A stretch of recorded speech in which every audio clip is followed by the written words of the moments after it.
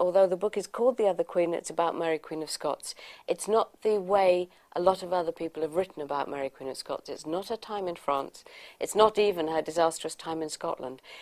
Mary enters the novel as an absolute fugitive. She's cut her hair short. She's been running away from the Scottish army for 3 days. She's been living on nothing but oatmeal and water. She's been riding like a runaway page boy, and she's just arrived in England, expecting to find sanctuary from her cousin Queen Elizabeth I, expecting to be returned at once to the throne of Scotland, which is what really should have happened.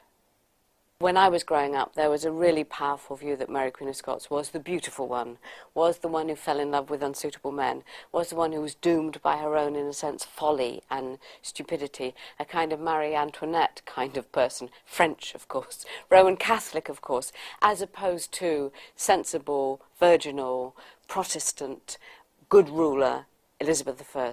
Well, this is totally wrong, actually, about both women. I mean, Elizabeth herself was very giddy, very guided by her heart, very confused at times, and Mary clearly was a very sensible, astute politician, a woman determined to be Queen of Scotland, a woman who saw it both as her duty and, in a sense, what she was born to, her obligation to be Queen of Scotland, and that it was God had called her to be Queen. She had to be Queen.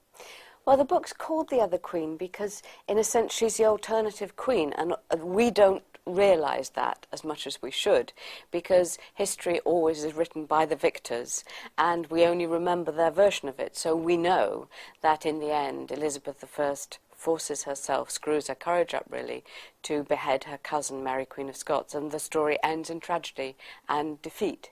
But if you had been there at the time, it's what I'm always saying, if you had been there at the time, you wouldn't have known that was how the story was going to end. And indeed, half the country was Catholic. Therefore, probably about half the country would have supported Mary, Queen of Scots.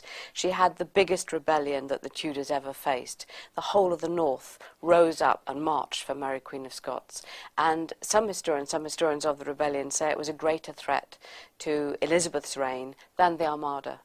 But because the Armada is such a huge and heroic story, that's the one that goes into the history books.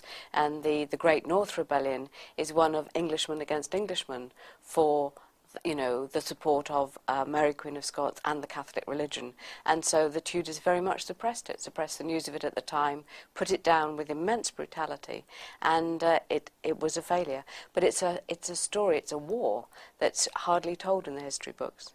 I think the historical novel is something that comes in and out of fashion. You know, with my first historical novels, I started experimenting with a way of writing historical fiction for the modern reader in a very lively way, very, very accessible, nothing stuffy about it, nothing at all feeling like false history about it. The research absolutely there, the research guiding and informing the story, but being very light of touch, no kind of heavy library moments in it, and fundamentally an absolute focus on the stories of women and on the stories of the unknown people.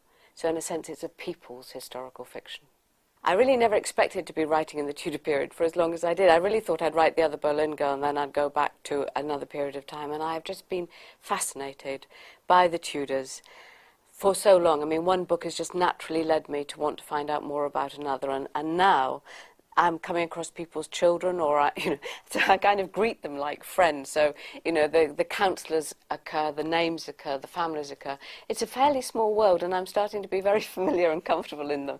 It would be a pleasure to write more Tudor books, and I'm sure I will. But the next book I'm going to write, I'm going, in a sense, back in time a little bit, back to the first Tudor who arrives, Henry VII, and then beyond him to the Plantagenet family. So I'm going to do the Battle of Bosworth, Richard III's defeat at the Battle of Bosworth, and his nephews, the princes in the Tower, and his brother, Edward IV.